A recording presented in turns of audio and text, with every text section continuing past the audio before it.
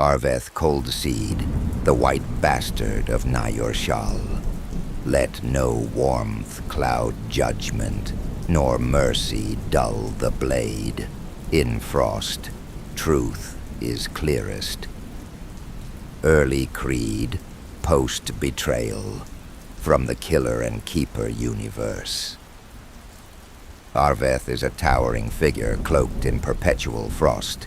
His skin is pale as deathlight, marbled with faint blue veins like river ice under skin. His hair, long and silver white, hangs in clumped strands often rimed with snow, while a jagged scar stretches from the bridge of his nose to his left ear, earned in the first duel he lost and never allowed to heal fully as penance.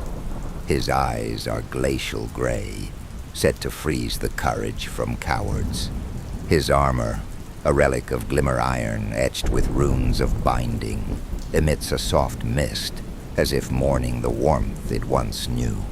The cuirass, called Icebound Will, was forged in the forgotten kilns beneath the crying saints' tombs, quenched in melted ice that had never seen sun.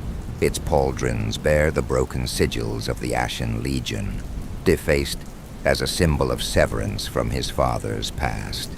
His cloak, the mantle of woven frostwyrm scales, lined with velvet, scraped from glacier roses, is said to harden under lies and lighten only in storms. Etched across its hem in faded sigil script are the words, "Truth is the only flame that burns beneath snow." When he walks, the temperature drops, and his breath trails behind him like a ghost unwilling to part. Born in the frost cloisters of Nyur-Shaal, to a high priestess, and a faceless deserter from the Ashen Legion, who earned infamy during the Battle of the Red Sand, a cataclysmic siege led by the legendary Stormbringer Atlas, where blood turned to steam beneath a cursed sun, and obsidian towers bled shadows that screamed in the voices of unborn kings. The cursed sun did not warm. It seared minds, turning vision into flame and memory into sand. Shadows clawed like sentient smoke, crawling up armor to whisper forgotten names into the ears of the damned. The deserter, nameless and shrouded in ash veils, watched comrades implode into salt statues and rivers boil into mirrors that reflected only their fears. When Atlas tore the sky open with his wrath, commanding lightning like a god of ruin, the heavens did not simply fracture. They bled light backward, and 1,000 tongues spoke in reversed chorus, each syllable ripping through the deserter's mind like rusted wire. His loyalty burned away, and his sanity calcified under the weight of the screaming sun. Abandoning his legion, he wandered blind into the frost, never speaking his name again. Cold, methodical, sardonic, compassion filtered through cruelty, such as when he spared an orphan spy sent to kill him, only to graft the child's tongue to a frost steel chain and bind them to his service as a living lie detector. The boy, now named Shiver, serves faithfully, fearing and revering the man who showed him mercy wrapped in agony. On winter solstice feasts, Arveth has Shiver recite the names of every betrayer flayed in frost gullet, each syllable carved anew into his frozen tongue. His presence in court chills the air further, and many believe his silence heralds Arveth's displeasure. Shiver also serves as Arveth's shadow judge, carried into settlements where his master cannot tread, to hold truth trials under moonlight. Villagers weep when the child's frost-ringed eyes blink thrice, for it means someone must bleed. Mercy is a lie taught to weak kings. Strength is everything. Any emotion is weakness. Arveth clings to this creed not only as a banner, but as penance. For in his youth, he believes his hesitance and naivety allowed his sister the moment she needed to poison their mother. He recalls the final breath in that ice-veined bedchamber, how his silence was mistaken for trust, and his inaction for peace. In his mind, the softness of a child became the seed of death. Since then, he has torn every tenderness from himself, replacing it with steel and winter. Power is taken, not inherited. Love is weakness and weaponized loyalty. After his mother's death, Arveth wandered the ice halls of Nyur-Shaal expecting comfort, but found only cold smiles and hollow rites. The priests offered no tears, only doctrine. The nobles spoke oaths without warmth, already plotting new alliances. He realized then that neither he nor his mother had ever been truly loved, only used. Their value ended with their influence.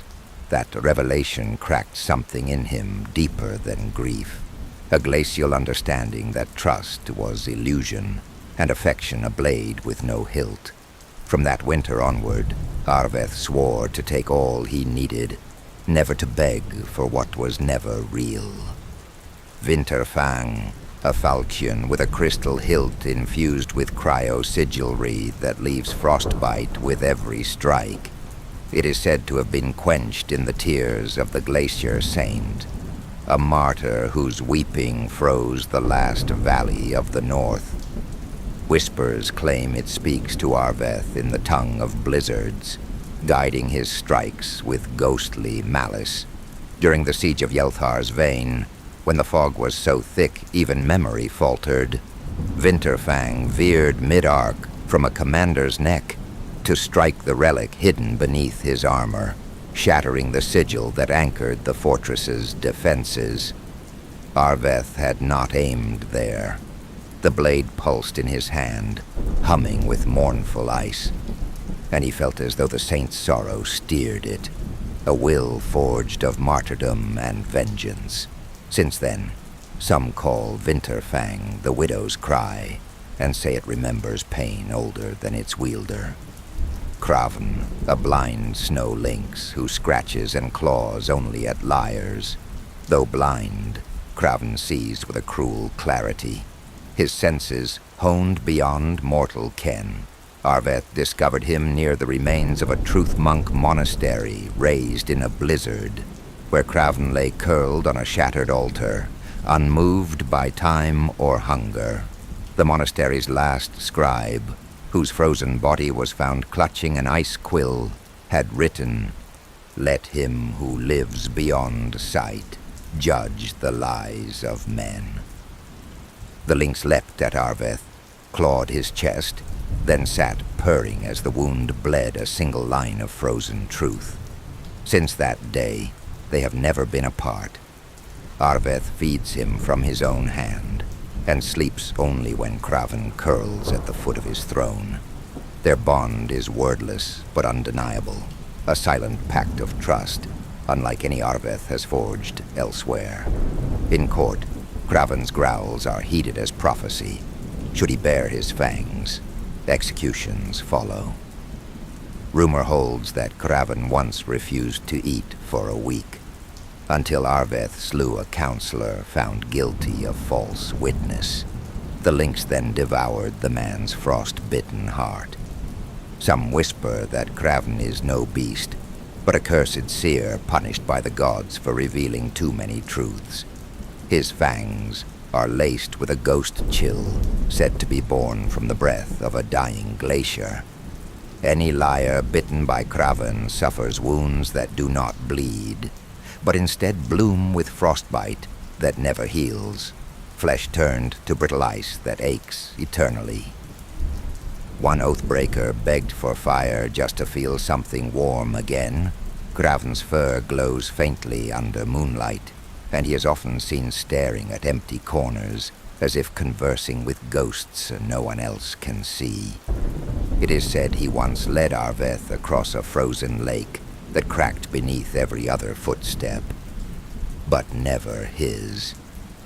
A myth has grown around those marked by Craven's bite. Called the frost-blooded, they are said to wander in exile, unable to lie, their breath always misting regardless of heat. Some claim they dream only of the moment they were bitten, reliving the lynx's stare each night. A few whisper of a hidden vale where the frost-blooded gather, plotting to bring down Arveth with the truths he fears to face. Others say they become husk knights, bound by ice and shame, their loyalty absolute, and their pasts erased. Betrayed by his older half-sister, whom he loved, though bonded by frostborn blood, their childhoods diverged into shadows.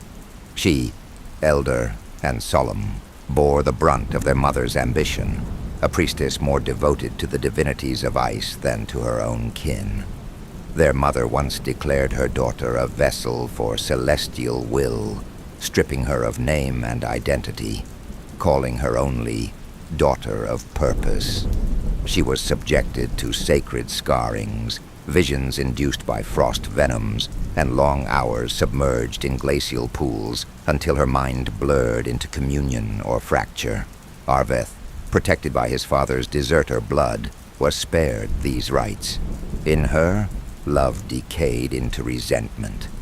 A pivotal moment came when, at 13, she witnessed their mother attempt to silence a failed prophecy by casting a weeping novice into an ice pit. Arveth watched too, but he turned away. That night she wrote in blood beneath the altar, "I am no one's vessel. I am storm unbound." Years later, she saw her final chance during a moon feast. She slipped worm root into their mother's communion chalice and watched as divine ecstasy turned to spasmed agony. Arveth, young and unblooded at the time, still remembers the way his mother's breath turned brittle in the cold, and how he hesitated when the air first turned strange with iron and silence. He had been told to stand watch, but a moment of doubt, of love, stayed his hand. He believes this failure cost them everything. That failure became the root of his transformation, and each step taken in pursuit of his sister is laced with guilt as much as vengeance. He no longer seeks only justice or punishment. He hunts for absolution through her end, knowing that even then it may never come. Her actions fractured more than their bloodline. They ignited years of theological unrest across Nyur-Shaal. The frost cloisters splintered, some hailing her as the ice-scourge heretic, others whispering of her as the saint of shattered altars. Sacred relics bled in their shrines, and frost sigilries failed to light. Pilgrims vanished in prayer chambers, and 3 high priestesses were found encased in their own tears. Her myth grows in exile, wrapped in veils of prophecy and rebellion. Arveth watches this rising legend in disgust and dread, fearing that the longer she lives, the more she becomes a martyr. He can never truly kill. Ruling a minor borderland as a warlord who enforces honesty, the rule of the strong over the weak, with frozen tongues nailed to doors. Yet beneath the glacial calm of his reign lies a ruler haunted by the void of kinship and truth. Arveth leads not with trust, but by scrutiny, not with love, but by absolute control. Every alliance is forged under oath and sealed in pain, for he believes warmth is a mask for betrayal. His council chambers are ringed with whisper bells, tiny chimes that only sound in the presence of deceit. When they toll, he listens more than he speaks. His council, known as the Frozen Circle, is composed of truth-binders, exile knights, and wretched seers bound by oath-steel chains. Each member has failed truth once and lived, now serving to prove redemption is pain. They speak only when questioned, and answer by bleeding from tongue or palm, depending on what they risk. Despite his fearsome aura, Several have challenged his judgments, most notably the Seer Alneth Vinebite, who once declared a prophecy of Arveth's fall, by love reborn. Arveth spared her, but since then she has worn a veil of thorns that digs deeper with every lie spoken in his hall. A moment that tested his rule came when a winter envoy from the Crying Saints brought forged relics meant to curry favor. Shiver blinked thrice, the whisper bells shrieked, and Arveth had the envoy entombed within a sculpture of melting saints. His lies turned to steam and memory. The court fell into silence for 3 days, until Craven broke it by mauling a banner that had once belonged to Arveth's father. He rarely speaks the name of his mother, but he remembers the look in her eyes before death. A look of warning, or perhaps accusation. And yet, in the stillness between battles, he finds himself tracing her memory like a ghost beneath his skin. Sometimes he dreams not of her death, but of her laughter, fleeting and half-remembered. In the frost of his sanctum, he has preserved a lock of her hair inside a sealed cryo-vial, hidden in the spine of his war throne. On the eve of his harshest judgments, he will touch it once, wordless. He wonders what her last thoughts were, if she saw the hesitation in his eyes and mistook it for betrayal, or understood it for the paralyzing love it was. He misses her voice, sharp yet warm, a contrast he has never again found. At times, he finds echoes of her presence in the snowfalls that come without wind or omen, blanketing his halls in a hush he does not command. These moments hurt more than any wound. Their past together was brief, but burned with intensity. In his earliest memories, she was the warmth between rituals, slipping him glacier berries during sermons and humming old frost ballads when their mother was away invoking spirits. She once shielded him from punishment after he accidentally shattered a sacred urn, taking the blame and the lash. He never forgot the way she smiled through tears, whispering, "Be colder than them, little brother. Then they'll never see you cry." Even now, her words haunt him.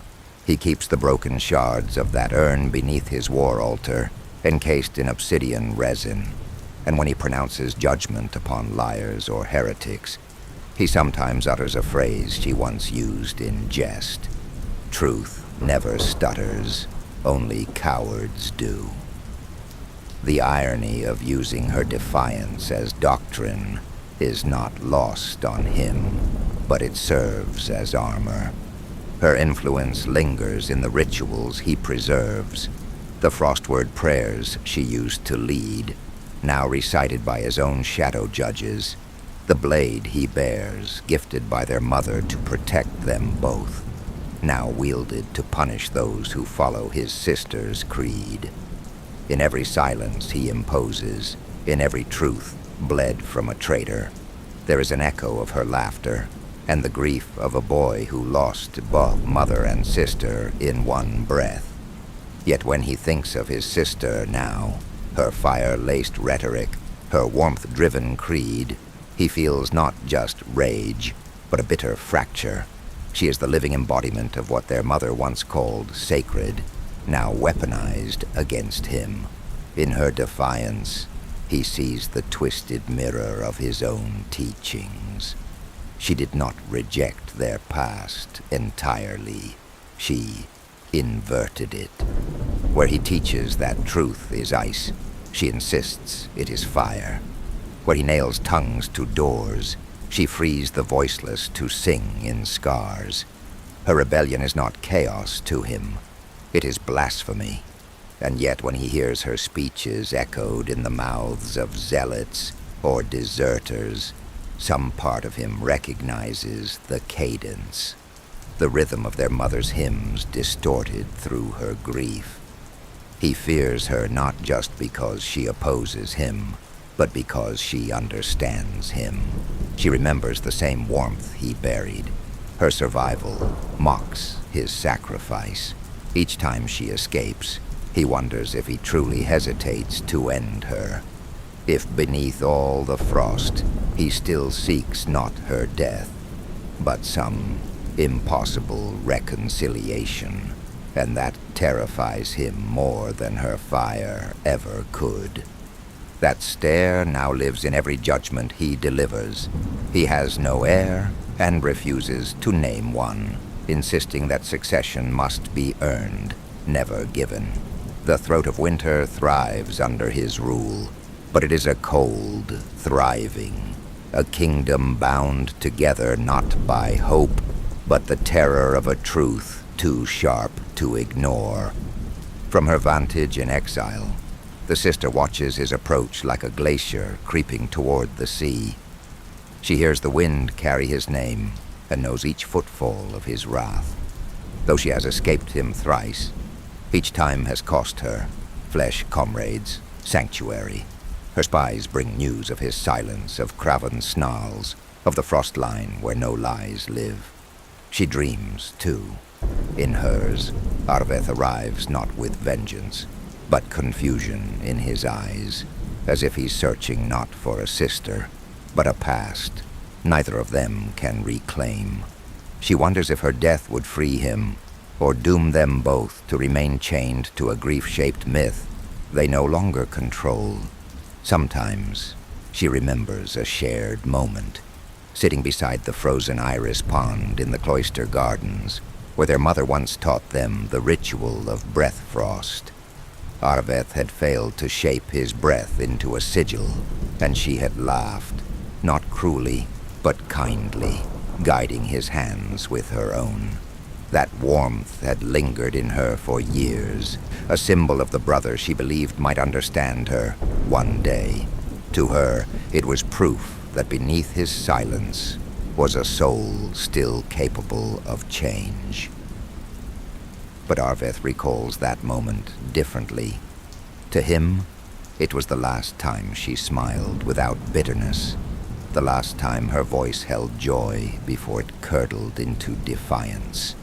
He remembers feeling small, her hands over his, and wondering if he would ever match her strength, or if she would one day break him as she had broken their mother.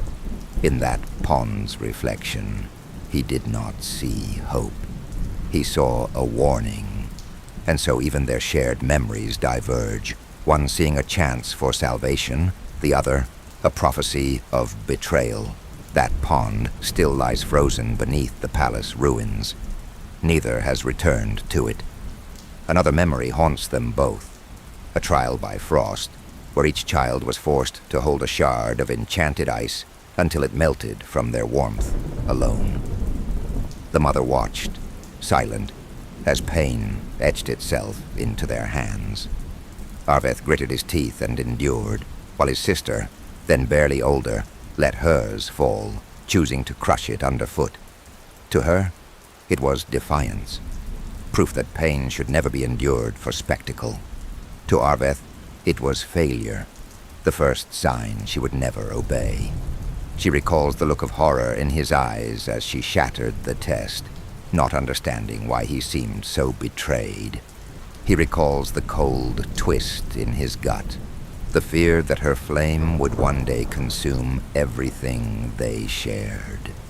This trial, meant as a rite of strength, became a hidden chasm between them. His resolve frozen in silence, hers ignited in rebellion. There were other moments too, smaller, yet no less shaping. That night in the reliquary, when she danced with ghostlight and he stood vigil by the door, has since become a story they carry like a wound. Years later, when Arveth found himself facing a shrine corrupted by whispered sigils, he ordered it burned, not for heresy, but for the echo of that night. In council, when his advisors questioned why, he simply muttered, "Not all voices deserve air." She, upon hearing the tale through exile's spies, wept, not for the shrine, but for the proof that he still remembered, even in his wrath. As for the sky-ice gift and the lash it summoned, Arveth once nearly broke a traitor's arm for comparing a stolen relic to that shard. He told no one why the comparison pierced so deeply, and the sister, before burning a frost scroll before her choir, whispered to the flames, "This is for the last time you cried for me." These moments, echoes of love turned blade, follow them both, shaping how they lead. She spares those who remind her of him. He punishes those who speak with her fire.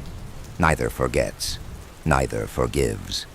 But in the cold silences between war chants and rebellion cries, they remember. She hides in sanctuaries burned from history, an inverted glacier chapel beneath the sea of sorrows, a temple carved from the ribs of a long-dead frostwyrm, and a moving fortress called the Pale Refuge, built on the backs of chained leviathans swimming beneath frozen seas. Her allies are few, but fanatically loyal. The ember sibyls who bleed fire when they speak, the thornless choir, truth dancers who have no tongues yet sing with their scars, and Valka, a former frost priestess who betrayed her order to follow the sisters' cause. Her ideology has shifted with each loss. What began as rebellion fermented into reconstruction after the fall of Whispermere, a sanctuary she once hoped to liberate, but whose inhabitants chose death by frost rather than denounce the old faith. In the smoldering aftermath, she held a dying truth weaver in her arms who murmured, "It's not enough to tear down the altar. You must show them what stands in its place." That moment shattered something in her resolve and reforged it with sorrow. She no longer seeks just to destroy the frost cloisters, but to melt the faith that birthed them and shape a new creed from the embers. She preaches that truth is not cold law, but molten choice, shaped by pain and remade by will. Some call her the Ash Saint, others the Dreadflame Heir. In fire-lit gatherings across the scattered havens of her exiles, her voice cuts through ash-thick air. We are not echoes of their dogma. We are the flame that remembers. Let the ice split. Let the sky weep molten truth. We are not liars. We are the ones who chose not to kneel. Another whispered from behind a veil of smoke. Truth, bound in ice, is truth held hostage. Break the frost. Burn the lie. Let pain sing what silence cannot.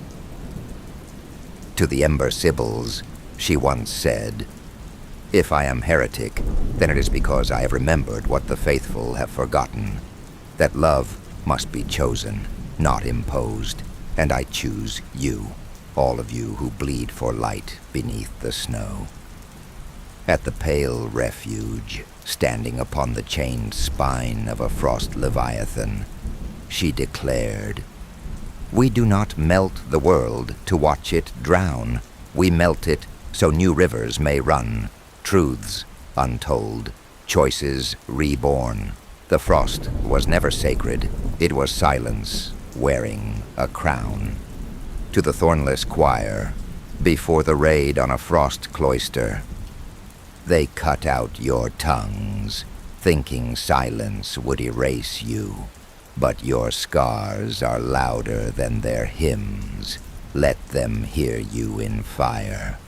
And in secret fireside sermons passed from exile to exile.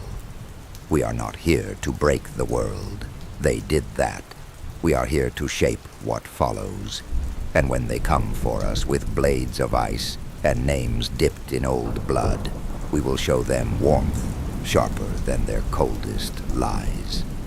One full speech, delivered before the ember sibyls and thornless choir as they prepared to strike a frost cloister, stirred even the silent walls. They called us broken, but we are the shards that cut deeper. They called us liars, but only because we dared to name the truths they buried. I see your wounds, your silence, your scars made sacred. And I tell you this, we are the children of frost betrayed by fire, but we carry ember in our veins. We will not kneel before the crown of ice, not now, not ever. Let the wind carry our names like ash through snow. Let our truths sear even the deaf. We are not the aftermath. We are the spark before the blaze. Her words ripple through the exile networks, etched into bone scrolls and sung in dreamlike canticles. In the wider world, they stir rebellions. Minor frost cloisters have shattered their sigils in secret. Pilgrims abandon shrines to follow the flame. Even within Arveth's dominion, some whisper these speeches like prayers, hoping the warmth of her truth might thaw their silence. Among those stirred was Thalan Mar, once a herald in Arveth's own court, entrusted to announce executions and carry truth edicts to the outlands. A man of stone-faced loyalty, Thalan had once watched his own brother executed for deceit. Yet it was the sister's sermons that reopened the fracture in him. He began copying her words onto prayer flags and letting them drift from mountain tops, sacredly replacing Arveth's edicts with fire-kissed canticles. When a child spoke one of her verses aloud in the frost market, Arveth traced it back to Thalan. Thalan did not deny it. When dragged before the council, he said, "Her fire showed me the lie of your frost. I would rather burn with truth than shiver in your silence." He was sentenced to the Whisper Vault, a glacial oubliette where voices echo forever. But some say his cell walls now carry warm breath, and those who guard him weep without knowing why. Arveth's internal response to the betrayal was not rage, but silence. For 3 nights, he did not speak, did not eat, did not even look at his council. The whisper bells tolled constantly, though no one lied. On the 4th night, he summoned Shiver and bled a single drop onto the frost basin, asking no question, only watching the ice consume it. In private, he walked the halls of judgment with Craven trailing behind, his thoughts unvoiced. When he finally spoke, it was to the empty council chamber. "Even stone can crack under the breath of flame. I will not crack." He ordered that Thalan's name be removed from all chronicles, his birth forgotten, his oaths unwritten. Yet he still reads the bone scrolls found in Thalan's quarters each dusk, before burning them one by one. He tells himself it is to understand the enemy, but Craven always growls when he lingers too long. Privately, Arveth wonders if Thalan, who lived through Frost Gullet and never once flinched, could fracture. What chance do the rest hold? And deeper still, if Thalan found warmth in her words, what ember of doubt might still burn in him? This quiet uncertainty begins to influence his decisions. He delays the execution of 2 oath-bound prisoners for the first time in a decade, instead offering them a night beneath the Whisper Vault's echo, seeking to see if truth alone can break or build them. He spends longer listening in council, watching his seers for signs not just of deception, but of internal fracture. A part of him, cold and buried, wonders if control by fear alone is no longer enough, and whether it ever truly was. In his dreams, the frost basin no longer freezes as swiftly. The crackling of ice slows each night. He wakes with his hand upon Winterfang, unsure if it is for protection or to remind himself he still believes in the cold edge of truth. Sometimes in these quiet dawns of doubt, he whispers a different truth to the empty air. A frost unchallenged becomes a tomb. Better to bleed warm than rule numb. Later reflection, era of erosion. Her once raven hair is now streaked with glacial white. Her eyes glow dimly with frost venom echoes, and her skin bears the carved runes of visions survived, each one a memory of suffering endured. She wears robes made from vow cloth and winter thorn, embroidered with the names of those lost in her cause. Around her neck hangs her mother's final sigil, blackened by fire, yet never removed. Arveth's rise to power is inked in frozen blood and fire-veiled conquest after the death of his mother, with Nyur-Shaal fractured by whispered heresies and silent war prayers. He vanished into the glacier wastes with only Winterfang, Craven, and the bitter seed of vengeance. For a year, no songs spoke his name. When he returned, it was as a revenant warrior, garbed in frostweave and bearing the shattered banner of the throat of winter. He claimed his first holdfast by single combat, slaying Warden Harrow Drelv in front of the husk-bound clergy, severing the man's arm before offering to spare him if he renounced the warmth. Drelv spat defiance, and Arveth whispered, "Then burn by ice." Winterfang did not pierce. It pulsed, encasing Drelv in frozen glass that screamed with his soul until it cracked. From there, he marched north, through the Vale of Screams, where the voices of exiled prophets still echo.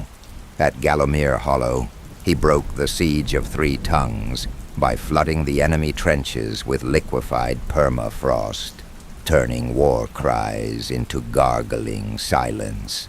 His brutal tactics earned him both fear and reluctant reverence. Survivors of these early campaigns tell stories of him standing unhelmed in blizzards, eyes closed, listening to which way the wind dared lie. He took the obsidian throne not through siege, but through invocation. He stood at the gates of Varnhollow during the Long Night Rebellion and challenged its 10 war chiefs to speak one truth, each in his presence. None survived. What they spoke remains unknown, for their tongues turned to brittle ash. That day, he earned the name White Bastard of Nyur-Shaal, not from shame, but from triumph. Each conquest was layered in grim ritual. Cities taken by storm had their gates reshaped into arches of frozen bone, fields salted with sigil sleet where nothing untrue could grow. His armies, draped in chainmail dyed with glacial ink, sang no songs, only hymns in reversed breath. His rise was not meteoric, but glacial, inevitable, crushing, and reshaping everything beneath it. In the siege of Bleakspire Hollow, his forces encircled the mountain keep for 7 days of silence. No trumpets, no banners, only the cold and Craven's low growl echoing through the passes.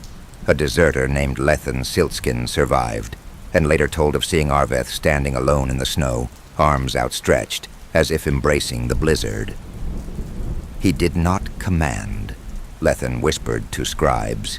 He listened, and the storm obeyed. In the aftermath, Bleakspire's defenders were found frozen in poses of prayer, their eyes encased in ice. Some believe Craven had stalked the inner halls before the gates fell, marking the unfaithful with his bite. Lethen still bears a scar on his leg, a patch of skin that bleeds frost with every lie he tells. Another battle, remembered only in the charred fragments of frost scrolls, occurred at Hollowshade Fen, where Arveth's forces were ambushed by the flame-bound circle. The swamp boiled under ash rain, and soldiers screamed as heat and cold collided in mist so thick it choked the sky. Survivor tales speak of Winterfang cleaving through the mist like a guiding howl, glowing with blue fire as it struck true in darkness. One enemy, a commander named Nethria, said before her execution, "His silence is not void. It is the voice of 1,000 winters mourning those who lie." These scenes, remembered in the dirges of the frost choirs, frame Arveth's rise not as conquest, but as revelation. In battle, he is not merely a warlord. He is winter given flesh, a cold that remembers warmth and punishes it for forgetting. At the Bloodglass Bridge, carved over a chasm that echoed with ancestral screams, Arveth faced the bone-armored legion of Guldharn. The bridge was warded by sorrow sigils that cracked sanity with every heartbeat. Arveth crossed it barefoot, each step a prayer to no god. Survivors recount how the bridge bled with every footfall, and Winterfang pulsed like a dying heart. When he reached the other side, the legion bowed, not from fear, but reverence, claiming he had walked through memory itself and remained whole. During the harrowing of Black Veil Hollow, Arveth's army was ambushed by frost wraiths that fed on forgotten guilt. Warriors wept uncontrollably, some collapsing as spectral visages clawed into their minds. Arveth stood amid the despair and opened a scroll etched with his own sins, each line written in his blood. The wraiths recoiled screaming, consumed by the truth they could not corrupt. His seer, Olnith Vinebite, called it a miracle of frost faith. Others whispered it proved he was no man, but a vessel of consequence made flesh. Each battle leaves a scar not just on the land, but in the hearts of those who witness it. From the perspective of enemy commander Helrun Mar, once a high justice of the flame-bound circle, the siege of Hollowshade was more revelation than ruin. She wrote in her final journal, ink frozen mid-sentence, that Arveth's silence was not absence, but a blade drawn slowly against the soul. He moved not like a man, but like a curse fulfilled. The cold did not kill our men, their regrets did. Among Arveth's own soldiers, fragments of battlefield journals have been recovered. One, authored by a shield-bearer named Kolth Yvain, speaks of the harrowing of Black Veil. "We carried torches to see the path, but his eyes needed no light. He walked as if memory mapped the ground. I saw him touch the frost and wince, not in pain, but as if it spoke. When the wraiths came, it was he who bled first, and they fed not on his fear, but his guilt. We lived because he gave them truth, and it broke them." Another soldier, rune archer Lysaith Moore, wrote, "I no longer remember warmth, only his voice once whispering, 'Strike only what you know.' That night I spared a weeping foe who later saved my life. Perhaps his truth is not only ice, but choice buried in frost." These testimonies, penned under trembling hands, now line the frost crypt archives of the throat. Arveth never reads them publicly, but Craven has been seen sniffing their parchment before resting, as if ensuring no lies sleep within. And those who survive carry tales stitched with dread and awe. Arveth, the icebound fate, who makes war not for victory, but for revelation. The Weeping Gate. During the purge of Greyhold Bastion, Arveth's forces besieged the fortress for 9 days, during which the enemy was plagued by hallucinations of past betrayals.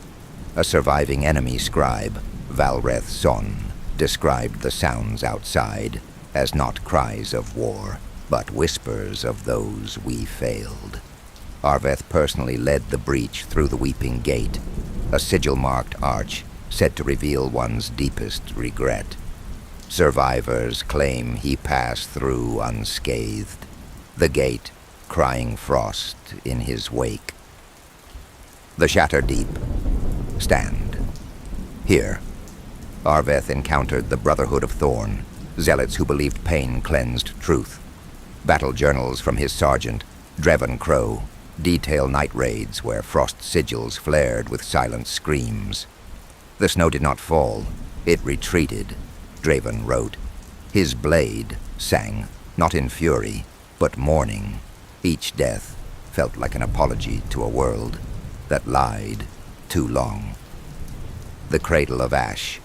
In a mountain village turned rebel haven, Arveth's assault was expected. What wasn't expected was his pause. He offered the villagers a single chance to surrender if their children recited truths about their ancestry. When one child confessed a hidden bloodline tied to heretics, Arveth spared the village, burning only the shrine that upheld the false lineage.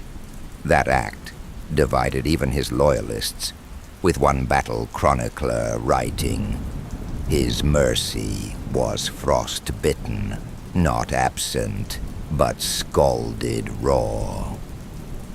These battles are studied not just for strategy, but as scripture, each account layered with interpretation, dread, and devotion. Arveth's warpath as much myth as military. The Silence. Harvest. In the tundra field of Drelsharn Vale, where wind itself forgets to howl, Arveth's army faced a horde of mercenaries led by the lie-smith Con Vox. The night before the clash, every bird in the region dropped dead, tongues torn out mid-flight. The battle began without war cries, only breath and blade. Afterward, no voice could be raised in the Vale for 7 days. Frost chroniclers later claimed Arveth had performed a rite of silencing, and that Con Vox was buried alive under the silent snow, his final scream still echoing faintly if one dares to kneel and listen. The Rime-Fanged Crossing, a river of cursed meltwater known to erase memory, separated Arveth's forces from a heretic conclave. His army fasted for 7 days, then marched through the river barefoot, bound by frost oaths. Most emerged changed, some speaking in voices not their own. Arveth alone walked across unscathed, his footsteps freezing the water beneath him. The battle that followed lasted 9 hours, and was later called the War of Unspoken Names. Every foe Arveth slew forgot who they were before death. The Throat of Embers, a volcanic breach where rebels once claimed fire would purify the north. Arveth arrived cloaked not in armor, but in ash-soaked rags from fallen foes, walking through flame untouched. Witnesses say his eyes glowed with the reflection of ancestors' shame. He uttered no order, yet his troops fell into formation. When he raised Winterfang, it did not glisten, but wept molten frost, burning and freezing as one. The rebel leader's final words, carved into slag before her body shattered. "I saw the frost bleed, and I knew we'd lost." Each account layered with interpretation, dread, and devotion. Arveth's warpath, as much myth as military. Arveth's dominion, known as the Throat of Winter, is flanked by revenant-haunted passes and forgotten sanctuaries of the Crying Saints. Here, war rites are held beneath aurora-racked skies, and truth is drawn in blood. The warlord broods upon an obsidian throne, looted from the ruins of Varnhollow, guarded by husk knights, bound in chains of ice and regret. He is rumored to possess a tome bound in frostwyrm hide, gifted by a seer who dreamed of Atlas devouring the sun. Arveth studies this book each night, searching for fragments of fate that might one day lead him to his sister, or destroy her utterly. Among his most tenacious foes is Voreth, the Howling Flame, a rogue flamebinder exiled from Nyur-Shaal, whose heat-scorched crusaders seek to melt the northern dominions and purge Arveth's glacial heresies. Their ideological clash, fire as freedom versus frost as truth, has shaped Arveth's diplomacy into weaponized silence. Each time their forces meet, it escalates the arms race between sigil forging and ashcraft. Their battle at the Ridge of Sighs, where the land itself split to reveal whispering corpses, became a turning point. It was then that Arveth adopted mirror shields laced with truth steel, deflecting heat not just physically, but ideologically. Legends tell of the Ice Widow, a wraith queen said to haunt Arveth's mountain borders, whispering truths so terrible they cause warriors to take their own lives. Her appearance, always at the fringes of power, has led to new policy within the throat. Truth priests now carry whisper wards, and no delegation travels without soul bindings to anchor their sanity. Some say she is a fragment of Arveth's guilt given form. Others believe she is his mother, resurrected by forbidden rites. One midnight, she appeared before a delegation of truth priests. Only one returned, mouth sealed shut with hoarfrost. Since that day, Arveth altered his council structure to include silent scribes, blindfolded and tongueless, whose only duty is to record hallucinations, believing even false visions may contain precursors to betrayal. One tale speaks of Arveth forging a pact with the Hollow Tithe, a subterranean cult that feeds on memory instead of flesh. In exchange for silence about his past, he gave them the screams of oathbreakers frozen in his crypts. Once a year, he descends into the depths to renew the pact, each step echoing through tunnels lined with weeping skulls. His name is spoken in dread throughout the wind-torn north. Children are warned, tell no lies, or Arveth's raven will steal your eyes. Thanks for venturing into the storm with me. Every tale in this universe, from the shattered kingdoms to the cursed bloodlines. I write myself. All the art, all the visuals, every drop of atmosphere you feel. That's shaped by hand and pieced together with my passion to create. These stories take a lot of time to make real. So thank you for your patience when the drops take longer than I'd like. If you felt something during this journey, if you got goosebumps, held your breath, or just needed a break from the noise of the real world, do me a solid, like the video, subscribe for more, and share it with a nerdy friend who needs to touch grass or get scorched by Atlas's lightning. Your support keeps this storm alive.